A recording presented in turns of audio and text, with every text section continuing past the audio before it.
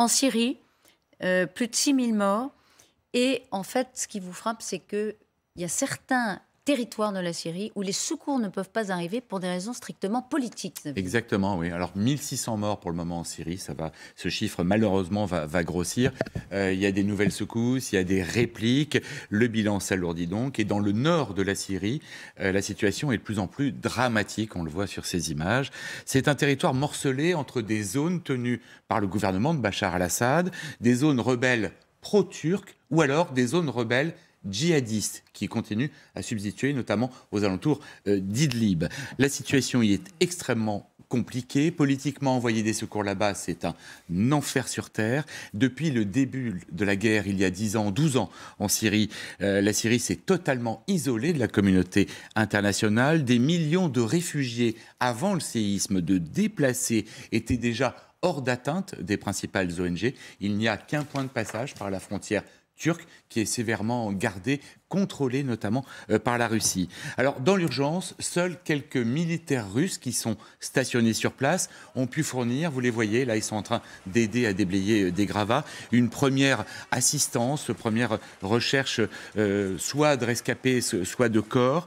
Évidemment, les zones qui échappent au contrôle de Damas sont encore plus démunies, on va le voir.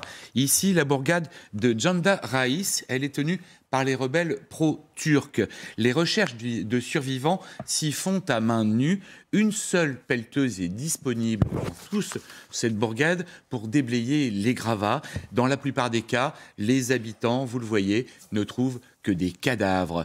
Pourtant, sous les immeubles effondrés, dans des cavités, des survivants signalent toujours leur présence. Mais sans moyens, il est totalement impossible de les sauver. Toute ma famille est là-dessous.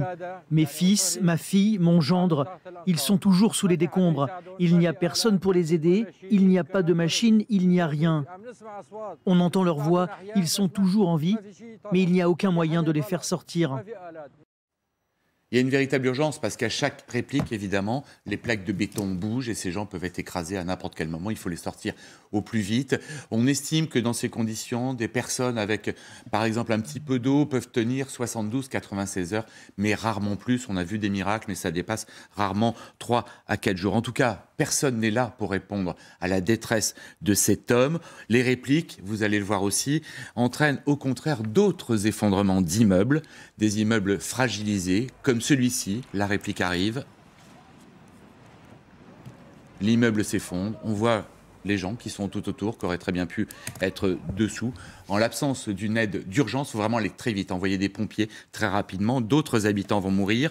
Les autorités locales estiment qu'il leur faudra des semaines, peut-être des mois, pour sortir les cadavres des gens qui sont sous les immeubles, sous les décombres. Les survivants, eux, vont rejoindre la cohorte de réfugiés, de déplacés dans des camps de toile, dans des conditions sanitaires des plus précaires. Il fait 0 degré. À certains endroits, il neige. Alors Damas a lancé un appel à l'aide internationale. Même les Israéliens auraient été sollicités. Ils auraient d'ailleurs répondu favorablement. Les deux pays sont toujours en guerre. Mais c'est surtout vers la Turquie que se tournent les Syriens. Les Turcs, eux, évidemment, ont aussi besoin d'énormément d'aide. Paradoxalement, Bachar al-Assad pourrait tirer profit de cette catastrophe en accentuant son rapprochement avec Ankara après une rupture de plus de 10 ans. Vladimir Poutine serait très favorable à ce que Erdogan et Bachar al-Assad se rapprochent. Damas devrait aussi tenter de desserrer les sanctions internationales. Elles visent notamment le matériel médical. Là, il y aurait vraiment un besoin énorme de matériel médical. Et ces sanctions bloquent pour la Syrie toute possibilité de reprise économique. Merci beaucoup. Merci. 23 millions de personnes dans toute la zone entre Turquie et Syrie ont besoin d'une aide rapide. Et ça, vous dites que le bilan pourrait s'alourdir de cette façon drastique, puisque l'OMS, l'Organisation mondiale de la santé, dit qu'il faut multiplier par 8 le nombre de morts par rapport au premier jour. On a 5 000 là. De 20 000 morts. On en parlait hier, Elisabeth, je vous avais dit que pour le tremblement de terre d'Izmir, dans la région d'Istanbul, la mer de Marmara, en août 1999, au lendemain du tremblement de terre, on comptait 2000 victimes. À la fin, le bilan s'élevait à 17 000 morts. Donc le ratio donné par l'ONU est effectivement tout à fait correct. Et le fait que les secours ne puissent